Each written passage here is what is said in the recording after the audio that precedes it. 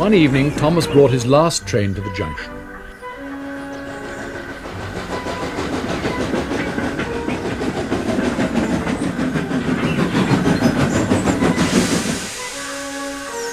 "I'm going to the big station," he said to Percy and Toby. "So are we," they answered.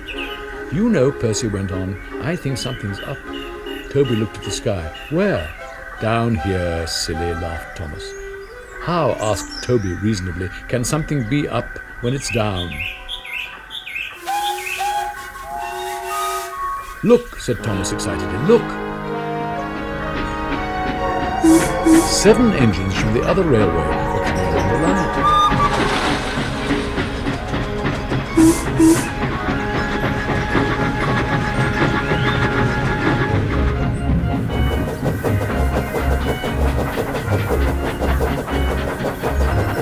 "Hello, Ginty," whistled Percy. "Hello, Pug." "They're friends of mine," he explained. "I don't know the others." Ginty and Pug whistled cheerfully as they puffed through the station.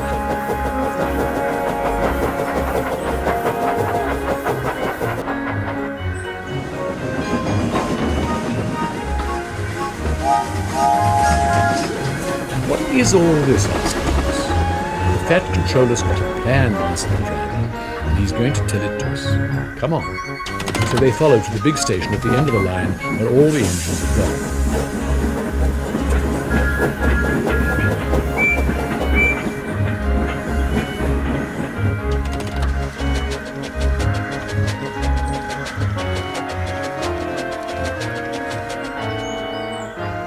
The Fat Controller, whose name was Derek, was waiting for them there.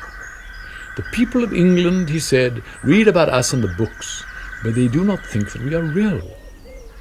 "Shame," squeaked Percy. The Fat Controller glared. Percy subsided. "So," he continued, "I am taking my engines to England to show them." "Hooray, hooray!" the engines whistled. The Fat Controller held his ear. "Silence!" he bellowed. "We start the day after tomorrow at 8 a.m. Meanwhile, as these engines have kindly come from the other railway to take your place, you will show them your work tomorrow." Next day, as Annie and Clarabel were going to England too, Thomas and Ginty practiced with some other coaches.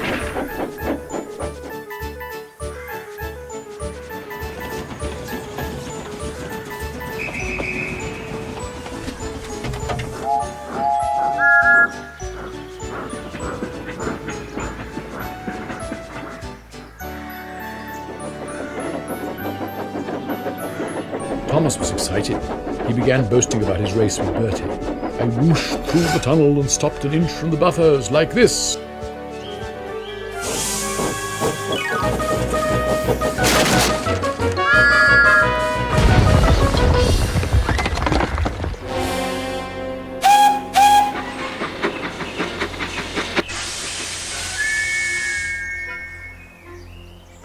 The buffers broke. No one was hurt, but Thomas's front was badly bent. They telephoned the Fat Controller. "I'll send up some men," he said, "but if they can't mend Thomas in time, we'll go to England without him."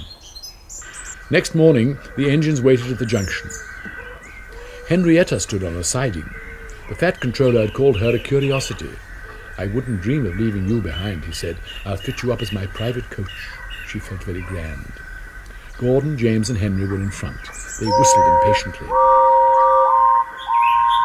The Fat Controller paced the platform. He looked at his watch. "1 minute more," he said, turning to the guard.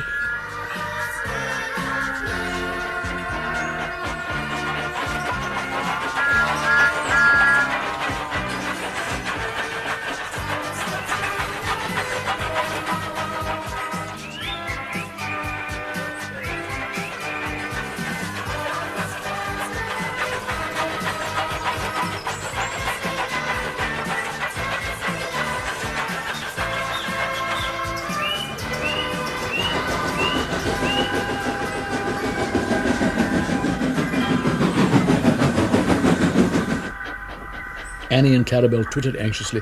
"We hope we're not late. It isn't quite 8. "Thomas," said the Fat Controller sternly, "I am most displeased with you. You nearly upset my arrangements." Thomas, abashed, arranged himself and the coaches behind Duck without saying a word.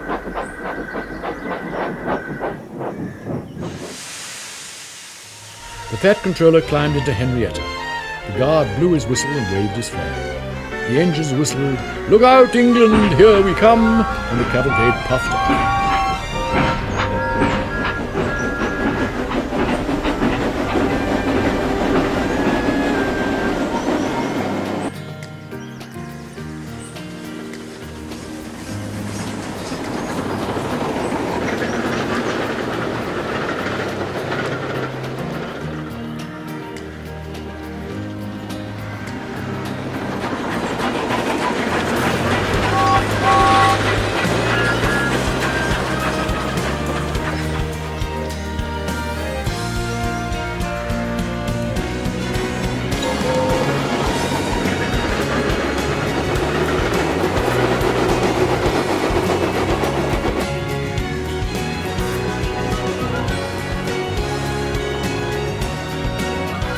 The engines stood side by side in a big airy shed. Hundreds of people came to see them and climbed in and out of their cabs every day. They liked it at first, but presently felt very bored and were glad when it was time to go. The people along their line put the flags out and cheered them home. "We're glad to see you," they said. "Those others did their best, but they don't know our ways. Nothing anywhere can compare with our Fat Controller's engine."